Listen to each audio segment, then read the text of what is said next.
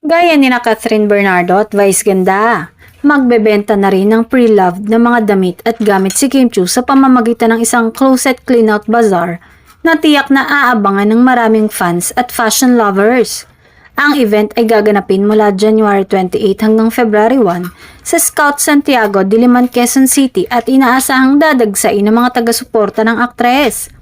Excited na agad ang fans at casual buyers dahil kilala si Kim sa classy at branded na fashion items.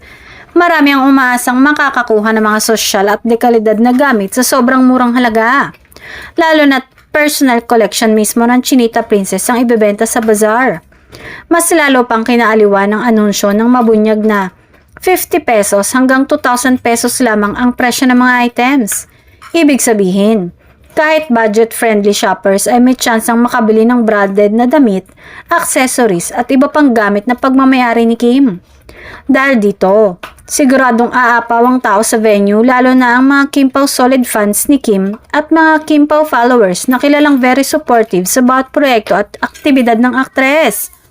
Para sa marami, hindi lang ito shopping experience kundi isang espesyal na pagkakataon na magkaroon ng piece of Kim Chiu sa kanilang koleksyon. Bukod sa paglilinis ng kanyang closet, mas lalong humanga ang publiko kay Kim dahil idodonate niya ang lahat ng kikitain sa bazaar para sa charity.